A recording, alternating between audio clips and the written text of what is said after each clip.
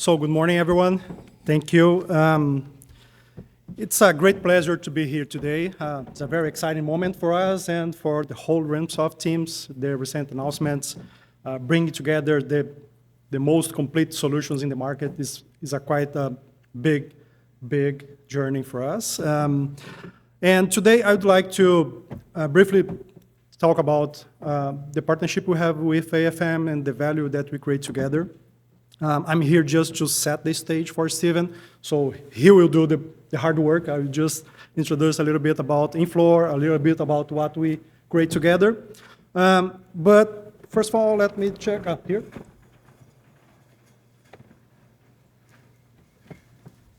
Let's see. Okay, here we go. So let me introduce both of us. So Steven Eddins has over 21 years at AFM. He leads the data management, the GIS technology, the information technology, the systems development. He holds both BS and MS degrees in forestry, and we focus in GIS and GPS from Clemson University. And I'm Antonio Tatagiba, so it's quite hard to pronounce the last names, so Brazilian last names, and this one is quite difficult. I can understand you, no problem. I have 15 years of working in INFLOR.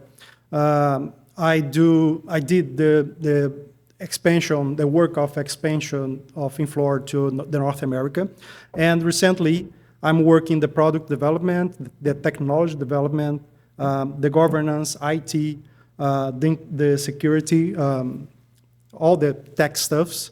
So I'm joining Remsoft in the Prague's team. So I'm joining as a VP of technology in South America. So who is INFLOR? INFLOR born, Doug mentioned a little bit in the opening of the session. INFLOR born inside a pulp and paper company in Brazil called Aracruz Cellulose. It's in our state in Brazil. Nowadays, this company is one of the units of Suzano. So I think that most of you knows very well Suzano, the biggest component, the biggest pulp producer in the world. And we born inside this company developing solutions for them. So we had a mission to transform the complexity of forest management in streamlined workflows, systems workflows. So we work very closely with Aracruz Cellulose since the beginning. And Aracruz has a very good position in that moment because Aracruz created this kind of pioneering the scale of eucalyptus plantations in Brazil. So we work together with them to streamline the process and they create the systems workflows to help them to keep the areas and departments integrated between all the forest areas. So we grew our market share. We had about 80% of market share in Brazil when talking about pulp producers. We had 24 plus years of experience. We were born in 2001. And our team, as INFLOR, we are 110 high-skilled professionals, and become to Remsoft, we grow to more than 250 people in this world. So I would like to take a moment just to thank you all of our clients. So our clients every day drive us forward. Our clients challenge us every day to bring something new, something better for the market. So our clients are the most important part of our relationship with the market. Doug mentioned about our work in the world. So I just put this picture here just to make sure where we are spread. The main part of our work is in South America.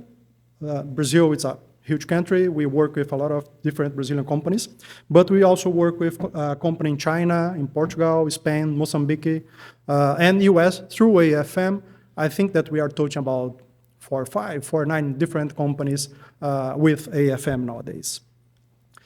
So how INFLOR started the conversations and how we get together as a partnership or a client and solution provider company. Everything started in a forest conference in the past, in Canopy conference. In the past, the name was different. It was Who We Wall the Forest, and now it's Canopy. The former CEO of both companies get together and start to chat on how can we evolve the systems that AFM are using at that moment. So we had a clear picture that we need to evaluate the existing systems. How can we streamline the process? How can we grow and respecting all the diversity, all the differentiation that FM need to do every day, and we get together. So we start, here's some pictures. You can see the work that we did together in the office, in the field, just understanding, because for us, from South Americans, the US market is a little bit different. So different species, different measurement units, different way to deal with the forest management, and AFM bring us all the information we need to adapt our system to work in the North America. So we got together a very good set of persons in AFM, in INFLOR, and we started to chat to review all the workflows, all the regional diversity we need to deal with, identify the limitations the current system has or the limitations that we had and we need to adapt in the system, and align expectations. INFLOR brought some platform expertise and global experience and technology architecture, and the AFM brought all the operational depth, all the regional requirements, all the real-world validation that allows us to deploy something meaningful for them and for the market. So, just get back. Let me finish here. Thank you for your time, and I would like to ask you to help me to welcome Stephen Eddins to the stage. Thank you. Thanks, Matt. There's the green button. Okay, thanks. All right, thanks. In some of the pictures there, Antonio, from 8 years ago, we have a little less gray in our hair or so with that. But that doesn't come from any stress over our partnership over the years. That's just a little more experience, I think. So we'll go with that. So just a few quick slides of American Forest Management overall. This is our current operating regions and office locations. Historically, we were a company in the southeastern United States. If you back up almost 20 years ago now, 25 years ago now, we had an internal FMS solution that we built. It's called Cypress. It was really cutting edge at the time, but it started showing its age, after 10, 15, 20 years or so at the time. But that system was built for the Southeast. In 2014, we expanded to the West. A little bit before then, we expanded in the Lake States and Maine, and since then into Costa Rica, Panama. And so we needed an FMS that could really allow us to report at a global level, but also report at a regional level for each of these areas. So just very quickly, a little bit on our services: forest land management, real estate, appraisal services. The technical services group is my division.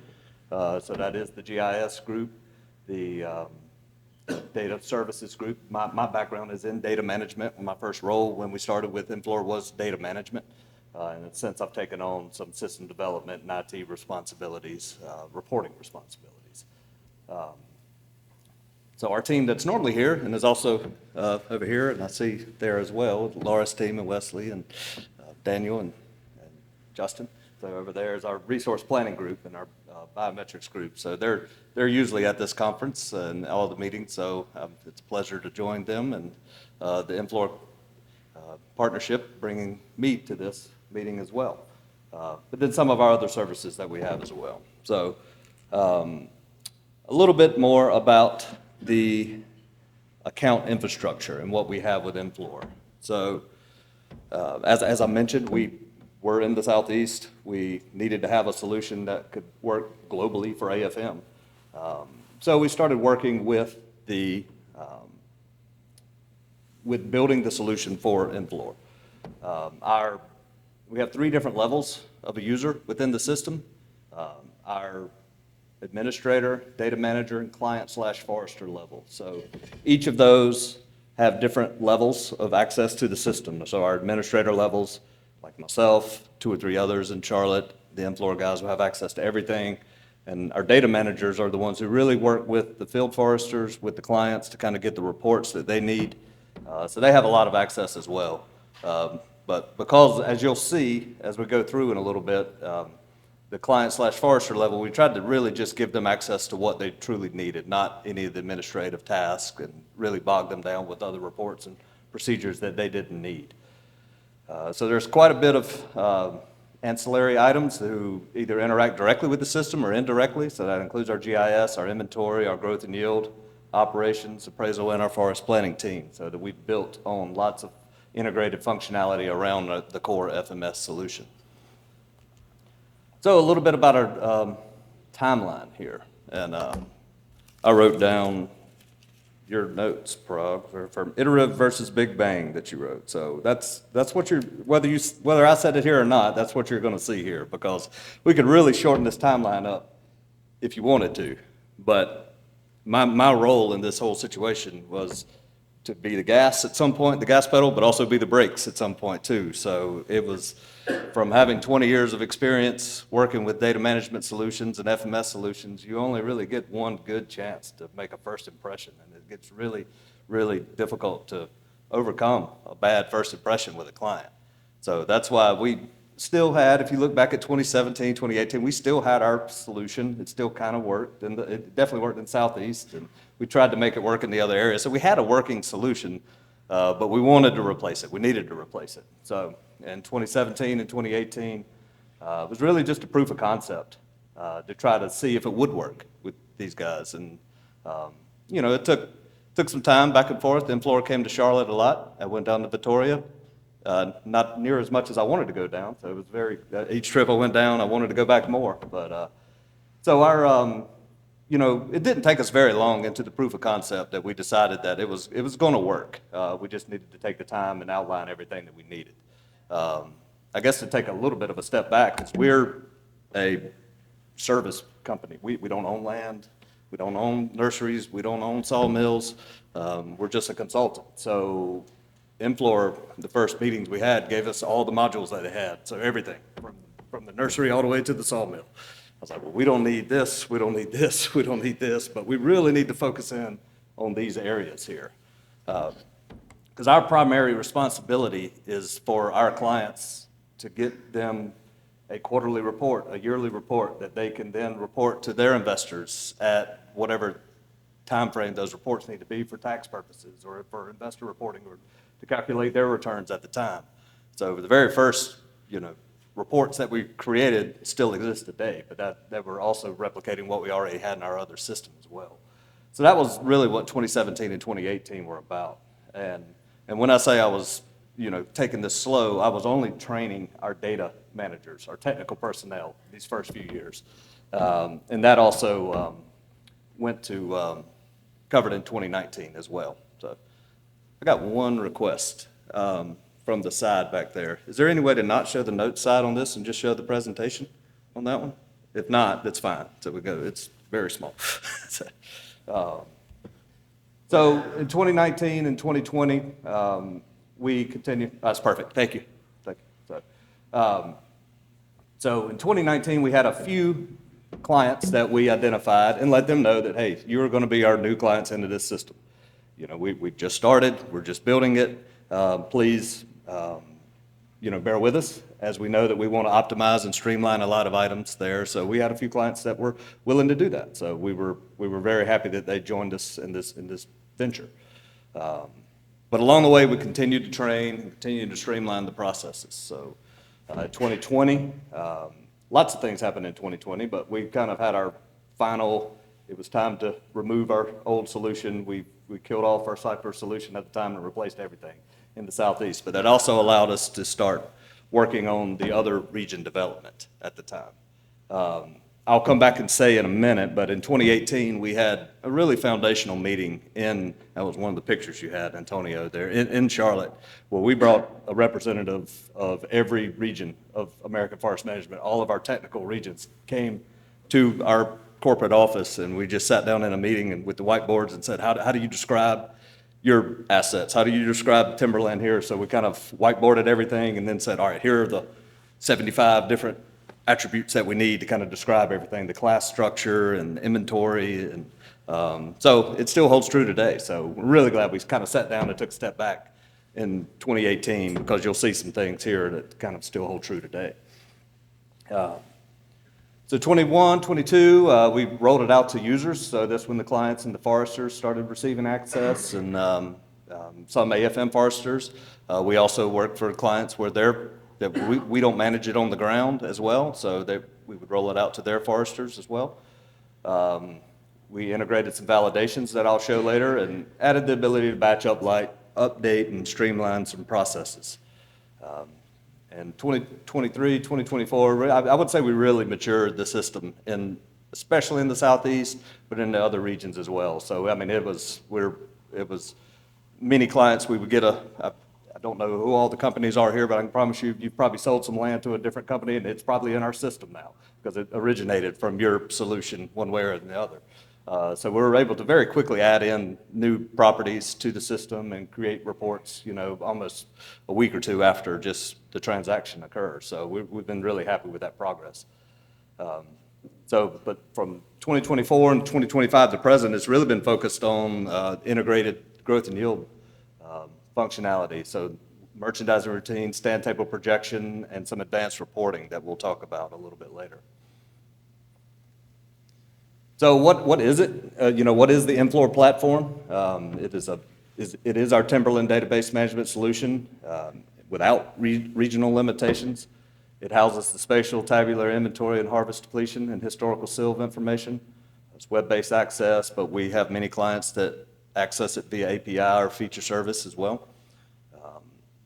As I mentioned, we do have a global level reporting and then a regional level specific needs. I'll talk about that a little bit more in a minute. And you can see some KPIs, spatial data, data cubes, and predefined reports. So I'll mention it again, but I'll mention now. So you're going to see workflows, you're going to see data cubes, you're going to see reports. So a report is a report. Think PDF, something that's going to an appraiser. It's going to a client. A data cube is a collection of data within the system in a grid-based format. Can be a smart grid where you can have hot links there, but honestly, you can export it to Excel if you're thinking about it that way. And the workflows are the processes that we would do to update the database or even request information from the database or make changes on the administrative level here. So we'll show a little bit of those in some videos in a minute. We have some enhanced spatial viewing capabilities. I've always said they partner with Esri. It's not a replacement for Esri, but it's based on Esri functionality. We do have some basic carbon reporting in the solution now, but we have with some of the new changes we have with the stand table projection, growth and yield, we've got a lot more advanced carbon reporting. And we have some basic agricultural land in some areas. We have integration with a lot of our other solutions, our inventory, our planning, our growth and yield. And we use mobile applications right now as well. INFLOR has their own, and we use field maps as well. A little bit about the road ahead before we get into some demonstrations and videos here.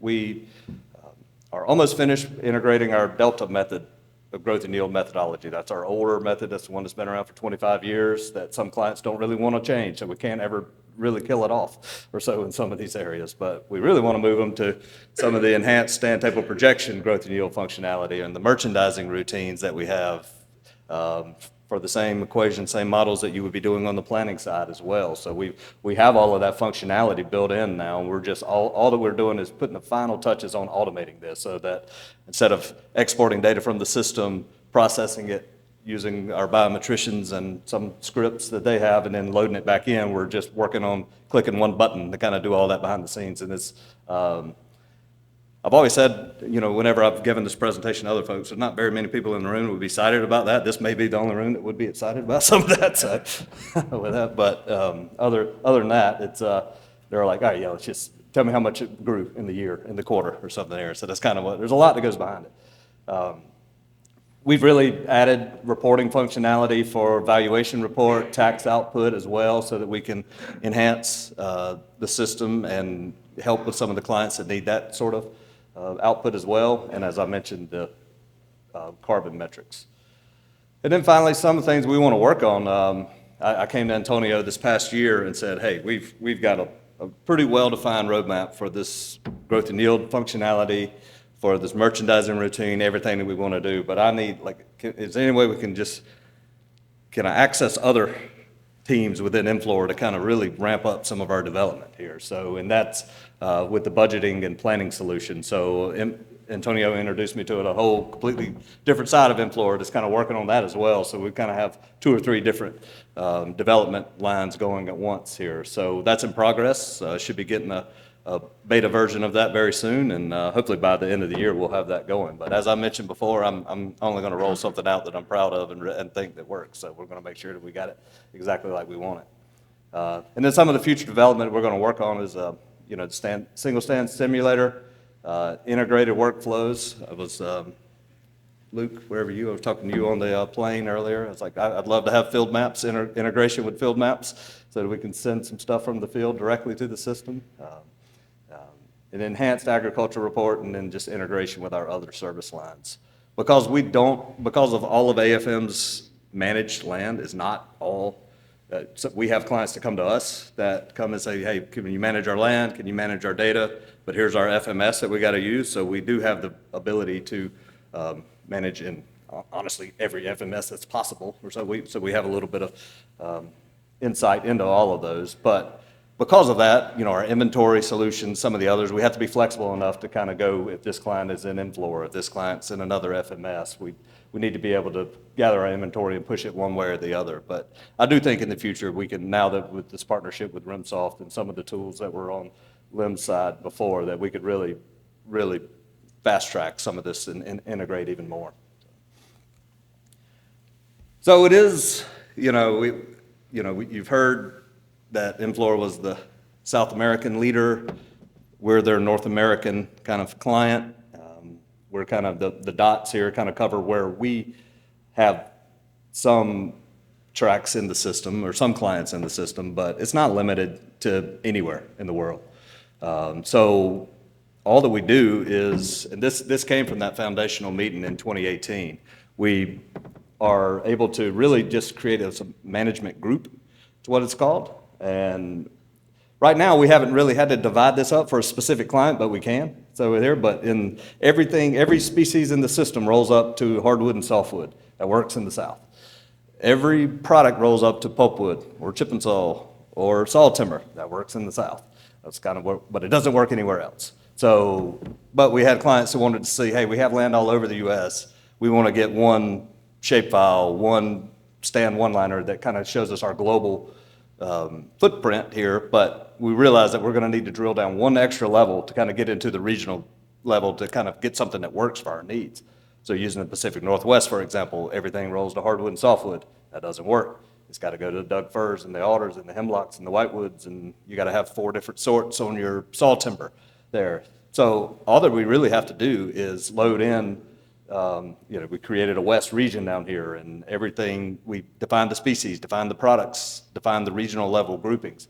And we kind of just make the system unitless, and we define what the units are. So we define, oh, this is hectares, this is acres, this is tons, this is board feet. So with that, so it allows us to kind of really load in anything, anywhere across the world, as long as we define it. And we've been pretty happy with that.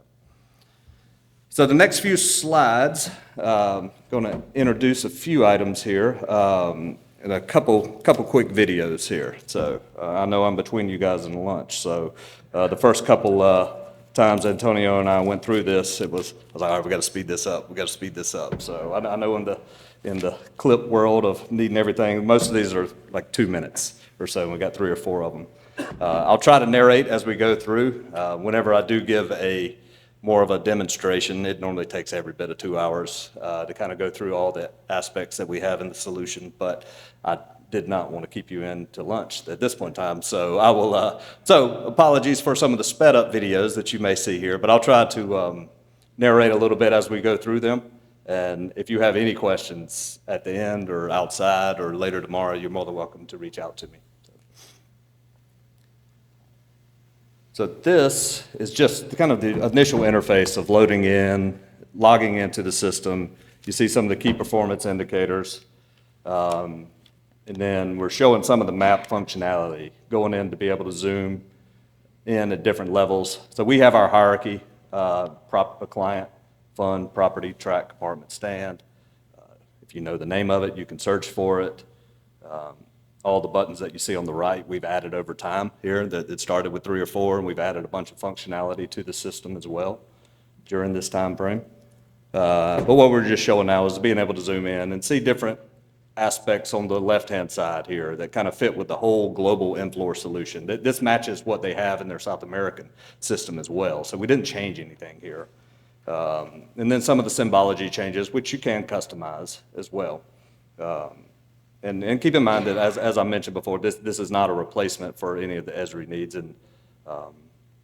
But some of the things we're showing now is some of the reports, and I'll show them a little bit later, but we had some requests from clients to, hey, can we click on this stand, or can we run a report from the map? Can we run a data cube from a map? So that's just kind of what we're showing here, that yes, you can go from a map, and you can change the level. You click on the stand, and you're like, oh, I really wanted the whole track. So like you can zoom back out and choose tabularly for the reports. And this is a very quick video showing some of the data cubes. I got a little bit more that I'm going to show on this later. As well, but this is kind of the stand one-liner that I mentioned that you can go across and access from one stand at a time. And then finally we have you could search for a stand hot link to kind of just get directly to a stand, and this is going to give you all of the attributes that you have for the stand, our main attributes, our extra attributes, forest inventory if we have it on the stand that you selected, and forest operations and any GIS changes that you have. So that started off as like an 8-minute video. Good job, Antonio. We got that down to about 2 minutes there on that one. So, so we got a couple more of those. So that one's on the map side. So, all right. So I already kind of told you what the data cubes were. I think Excel when I think about it. But whenever we first started with the data cubes, we had like, I don't know, 3 or something there. It was our data download, which is our stand one-liner. We had one that gave us more of our inventory details, that if you had diameter distribution data, it would give you that level information. Then we had our historical silvicultural information that we would have. So in 2017, 2018, we started off with 3 of them, with that. So as you can see, when we scroll through some of these here now, if you go to reports and then choose data cube, we have dozens of them now. They only keep adding to. So for every region that we have data cubes. You see all these that start ADM, these would be admin, so these would be the items that the client/forester level would not see within the system. But we have all sorts of inventory and projections, data cubes, and harvesting, and the ability to look at some of the historical silv, as I mentioned before. But we started getting so many that we had to add a category field on the left-hand side there so that we could just better view them or so with that. So.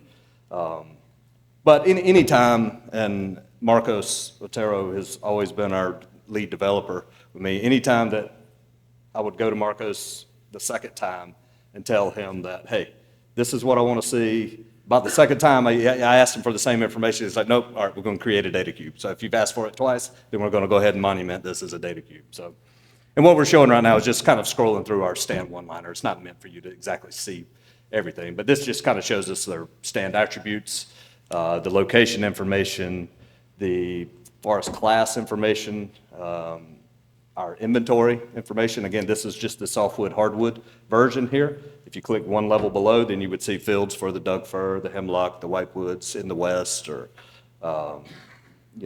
and other regions for Appalachian, Allegheny regions that we've created as well. Just different groupings that you need to see.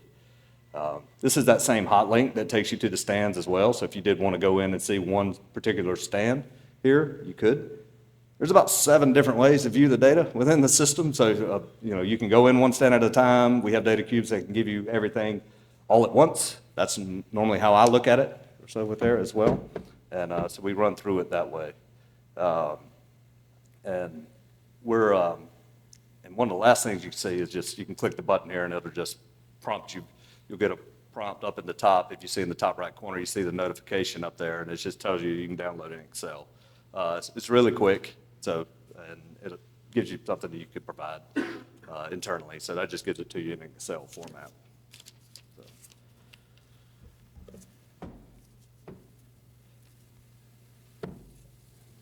And that is the end of that one. So Customer reports, as I mentioned, this was our first request that we needed. We needed to be able to get a shapefile out of the system. We needed to be able to have what we call a data download, a stand one-liner, and then we needed that one-liner to be summarized in a report. That's what the appraisers want to see. That's what our clients wanted to see. So we had to have that. So that's kind of where we started with the system here. So we'll just kind of run through a few reports right quick. So same format. Instead of a data cube, you just go click on the report. And quite frankly, I tried to limit these as much as possible, so you don't see as many reports on here as you see data cubes. I wanted it to be a little more just on the screen that you could have there, but one of the very first things that we talked about with INFLOR, like, well, why do you need to get it out of the system? I was like, well, we're not vertically integrated. I have to give it to an appraiser. I have to do this. So we had to do this information. So we have predefined defaults depending on what region you choose. Our most standard report that we provide, we call it a periodic change report that you're seeing right now. And all that really tells you is you got a beginning number and you got an ending number. It could be a quarter, could be a year, but your beginning, all the changes that happen in the middle, your growth and yield, your harvest changes, any inventory changes, pre-merge acres, and then a land summary at the bottom. So this was very similar to the appraisals that you would see. Nothing really cutting edge about this, but it's a necessary report to have. So that is considered an across time report. And we have snapshots within the system as well. So at the end of every quarter, end of every month, depending on the client needs, we'll create a snapshot within the system so that we can always go back in time and run that report. And this is showing an example of a condition summary report where the previous one was across time. This would just be a one point in time report here. So this would either match the beginning or match the ending. And this specific one is a Pacific Northwest version of the report here. It's just some format that they wanted to see to match some of their client needs. So we've always been any report. To this point, INFLOR's customer service has been second to none. They've never told me no on anything that I've needed with that, and very, very, very responsive on everything that we need to get created in the system. I'll use an example before I go to the last video. We had a client that just new into the system here, but really we had some default appellation, I would say, groupings that we needed in the system. So we just had the hardwoods or the oaks all grouped together, the maples. But they're like, well, we really need to see scarlet oak and we really need to see red oak as separate categories here. So our default region that we had wouldn't work, the report. So all we did was go create a new tab for them, define the region to match their appraisal, which is what I was needing to match. And but I called Marcos at the time. I was like, man, we got to put everything down. I need this in like 2 days. And he was able to do it. Like, it's great. So we were able to, clients are very happy. We were able to, be able to really report globally, as I mentioned before. So, all right, one of the last things that we have is, for the videos section here, is the workflows. So, as I mentioned, workflows we started off with 5, I think. So we started off very, very small. It was, one of the workflows was, how do you report a fertilization? How do you report a harvest? How do you, we have spatial updates. How do we report that? So we had many, many hours sitting in either the AFM boardroom or the INFLOR boardroom, just kind of working through all of the processes that need to be done. We had many, many different ways to report this, but we had to start somewhere. So we started with the most basic way of adding workflows. But over time, our data managers as well it's like, hey, we've got all these processes we need to run. We just split a stand. Now we need to be able to copy the inventory from the parent stand or be able to adjust the inventory, copy some of this historical information, but adjust the acres here. So over time, we started adding these procedures and these workflows that kind of added this along the way. So the last kind of the video that I have here is the workflow aspect of it. So you would go, and, in this example here, you see all the ones that we kind of have pending for clients, but you can see a big list here. So a lot of administrative workflows here. So again, we tried to put the power back in the hands of our data managers here whenever we were developing the solution. So I didn't have to go to Marcos or INFLOR and say, hey, can you please update this inventory for me, or can you change this for me? So anything that we've done, we've kind of added as a procedure within the system. But then you see a lot of ways to update inventory. A lot of ways to update this silviculture information that you see there. So this can be handled one or two ways, or our data managers can to update this. This can come directly from a mobile application. The foresters can update this. We kind of have we accept all sorts of workflows in order to get this data into the system.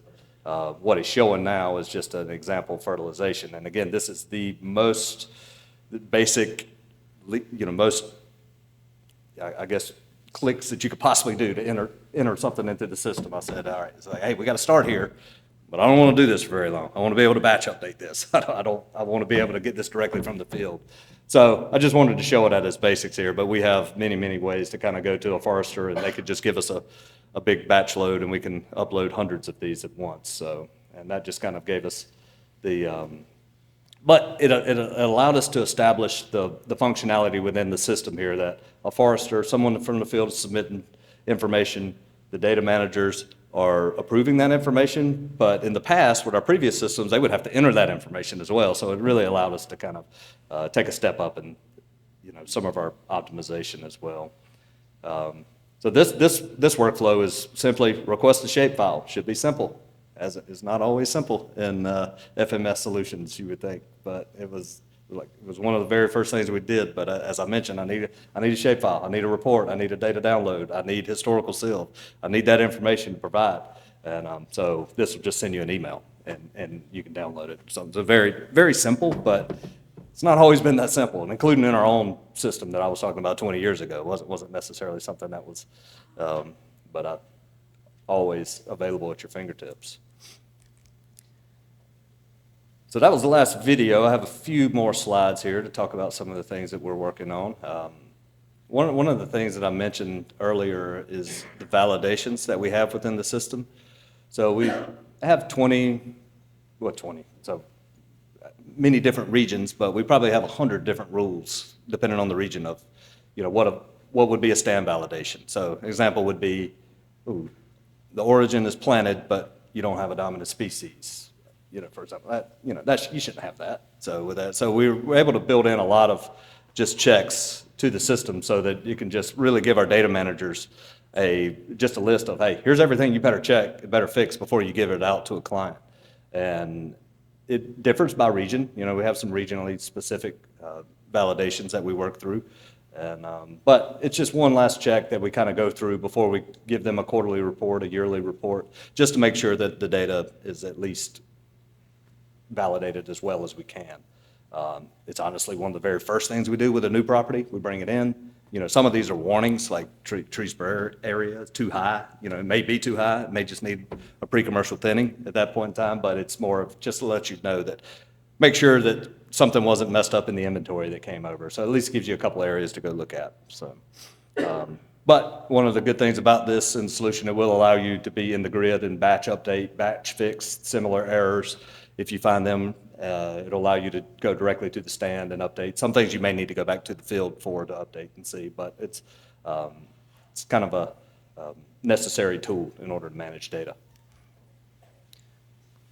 So the last item we're talking about is our integrated growth and yield and our projection features that we have within the system.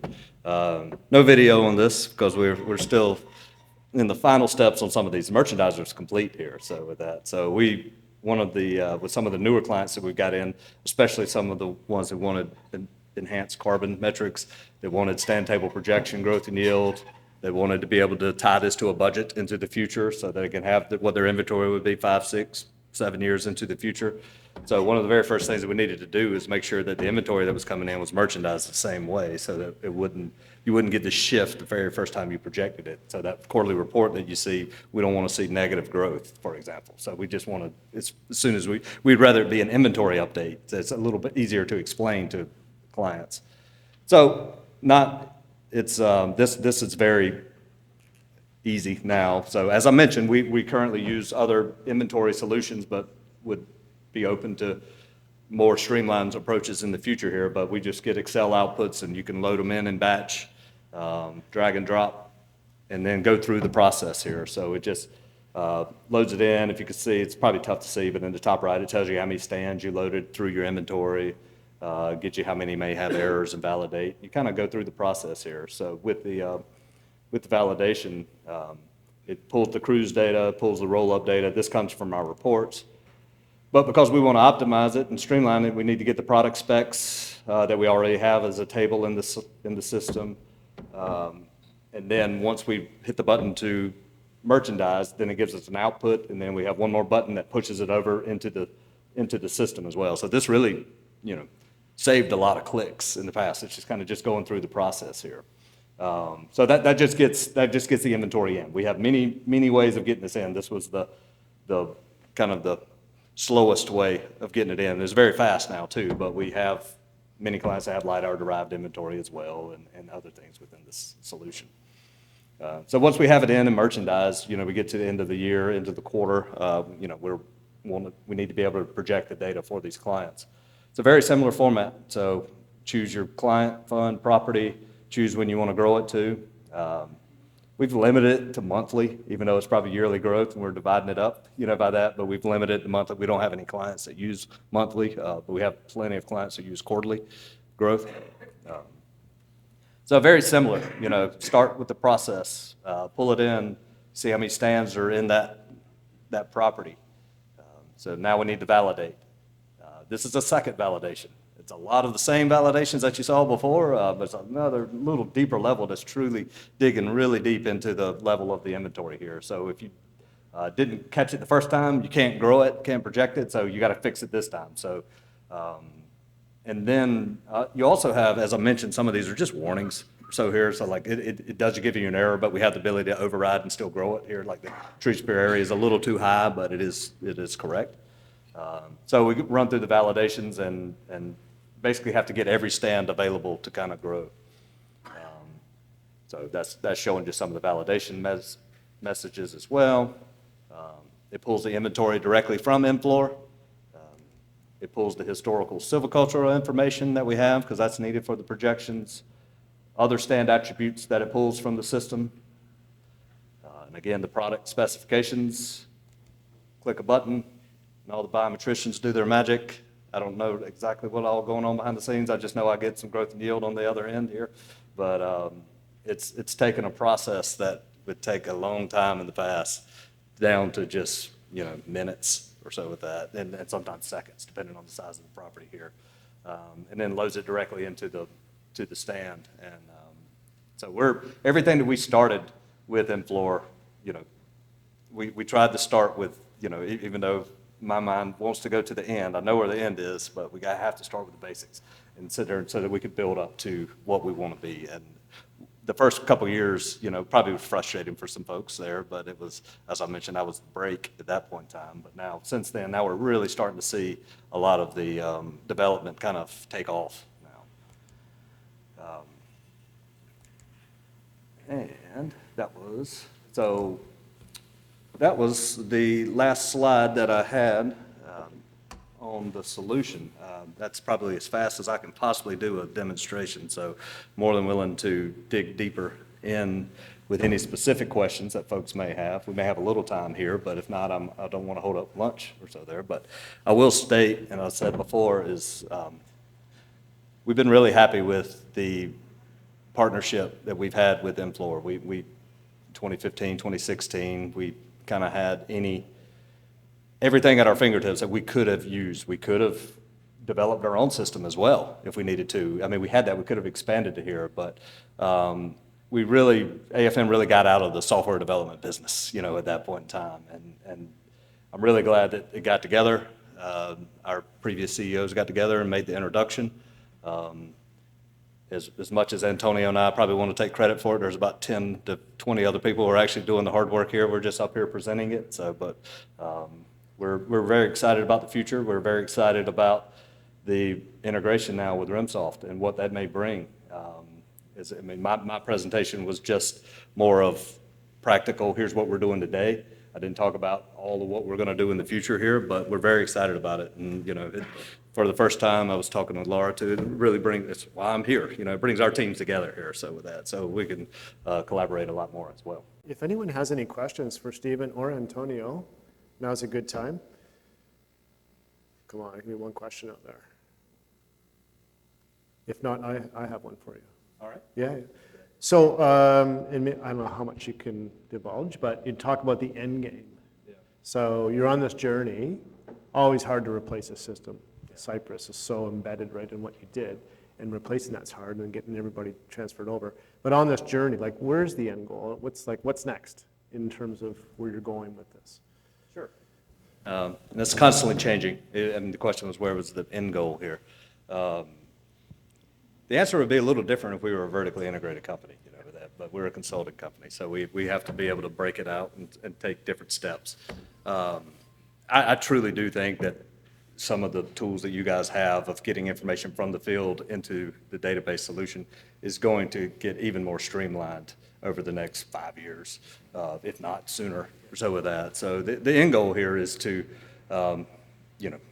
quite frankly, as margins decrease for some of our clients here, we need to be as efficient as possible in managing data. We can't increase our, costs every acre that we add or every tool or every functionality that we add to the system. So given, about the same kind of framework that we're, the fees now, like we want to be able to add as much possible as we can, to that solution. I know you guys have partnerships with other firms as well to kind of bring in as many ancillary data items that we have. And we have like a soils layer. I know INFLOR has some clients that get the daily imagery, kind of things there. So like we're very open, as a consultant, we definitely have to be open to kind of where we are in the future here, but we want to be able to streamline as much as possible so that we can maximize our efficiency and maximize the profit for our clients.